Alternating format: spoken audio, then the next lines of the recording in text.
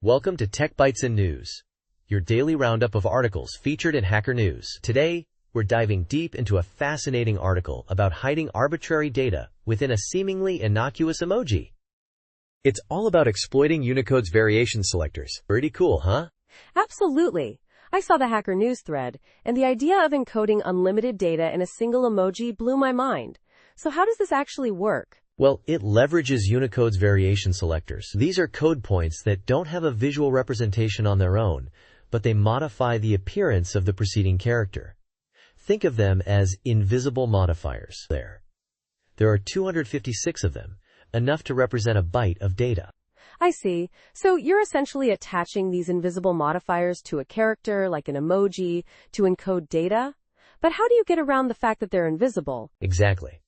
The clever part is that while they're invisible to the human eye, they're still present in the character's code. The article shows how you can string together multiple variation selectors after a base character, even a regular character, not just an emoji, to represent a sequence of bytes. Each variation selector corresponds to a byte. That's ingenious. So you could, in theory, encode a whole message within a single emoji, right?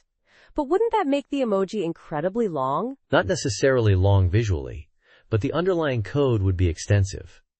The article uses the example of encoding hello using variation selectors after a smiley emoji. It looks like a normal smiley, but the hidden data is there. The article provides Rust code to both encode and decode this hidden data. So the Rust code essentially maps each byte to a specific variation selector, and then concatenates them. And decoding is just the reverse process, right? It's like a simple substitution cipher, but at the Unicode level. Precisely. It's a surprisingly simple yet effective technique.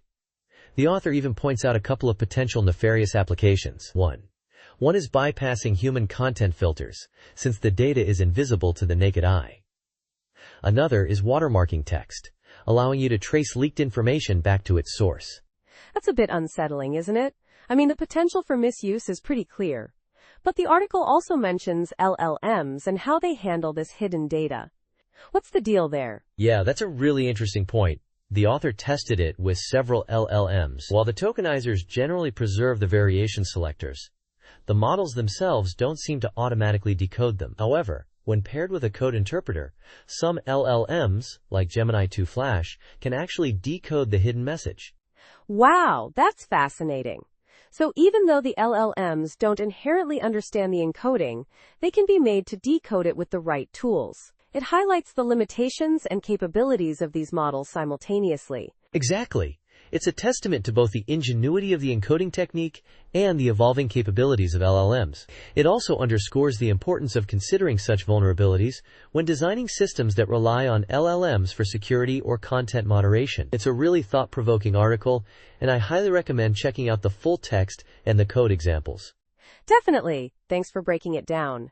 This is a great example of how seemingly obscure technical details can have significant implications. You're welcome. And that's all the time we have for today's Tech Bytes and News. Thanks for listening, and we'll catch you next time. Goodbye. Bye-bye.